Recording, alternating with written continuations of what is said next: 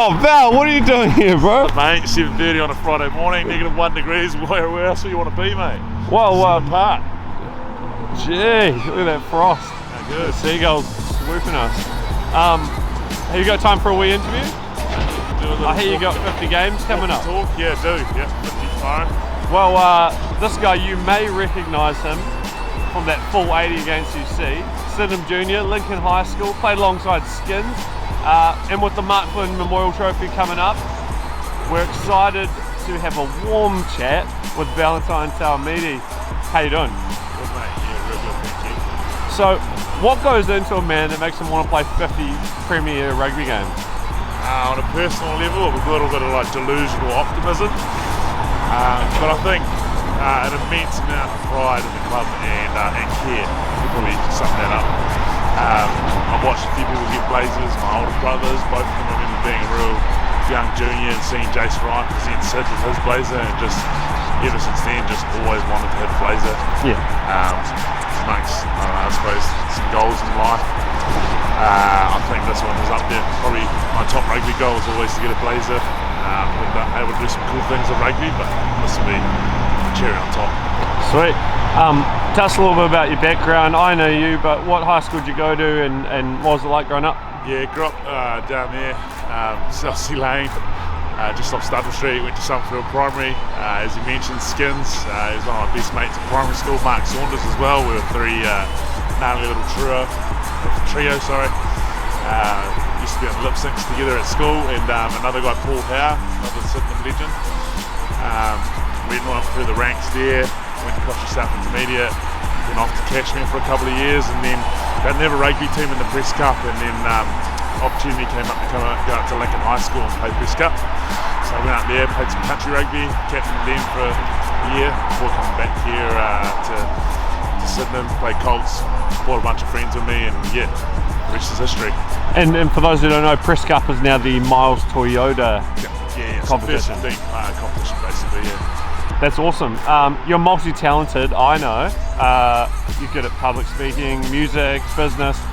How do you make time for all that? I think life's about variety. Yeah. And my thing is sort of having a few different things going on, because you're not always peaking at all of them, and so it's important that you sort of strength borrow some of them. So sometimes, you know, work's not going so well, so you rest on your rugby's not going so well, so you sort of lean on your work. And, yeah, that's what life's about. That's awesome. Did you have much competition with your brothers going up, both Blazer Boys as well?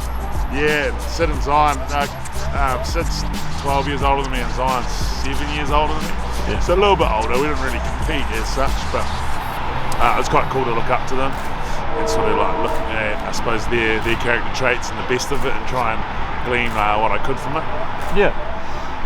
And we know, I often ask people in interviews, where do you want to go play overseas? You've done it. What was Ireland like?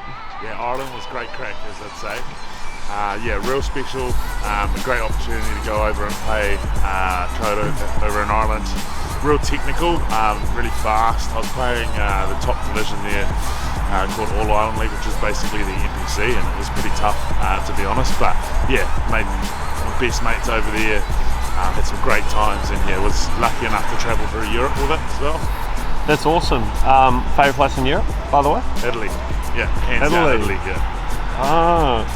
Hey, you're a CRFU board member, Canterbury Rugby, and you play rugby. I hear you're the first one to do that. What's that about?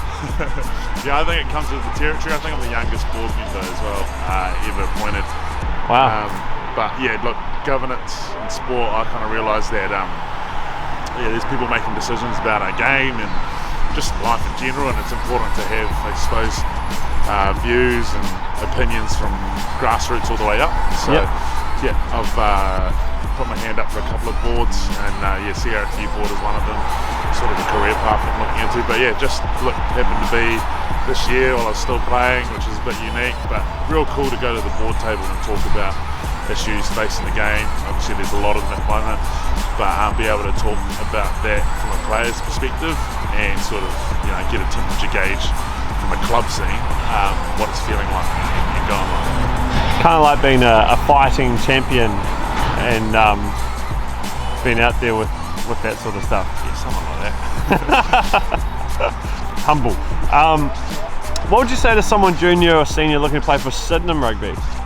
A bit like the boat, eh? If you're not in it, you're out of it. Or the bus, shall we say. But nah, look, just same sort of sentiments that are always thrown around when it comes to Sydenham. Family club, real proud club. I think no matter where you come from, they sort of welcome you. And I think something real special about our club is it's a lot of boys that grew up, and girls who grew up playing juniors. Yeah.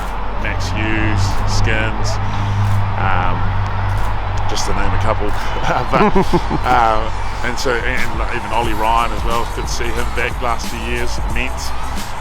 But yeah, it just adds this extra pride to our club. That is pretty special.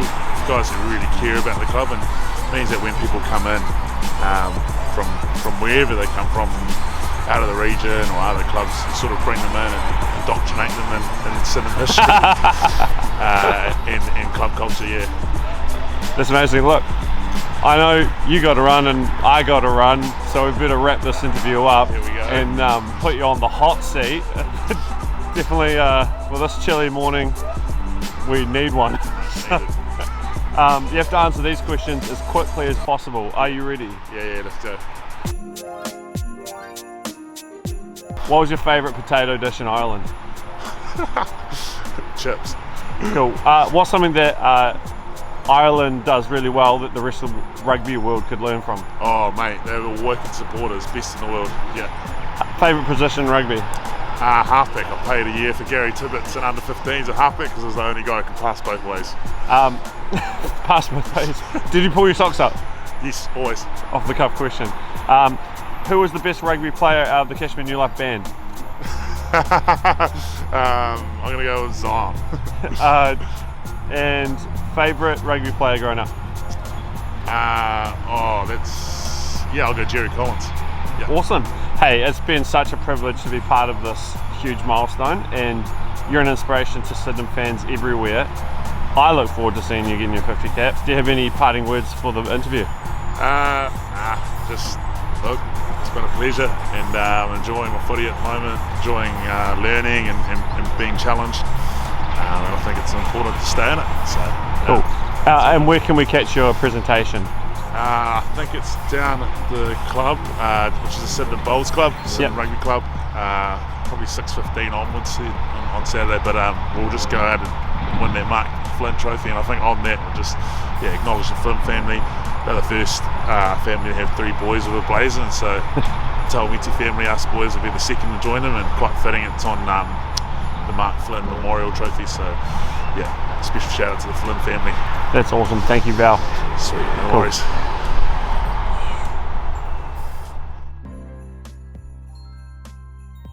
Happy Mother's Day to all the mothers out there from Sydenham Rugby. We love you, and we are real thankful for giving birth to us.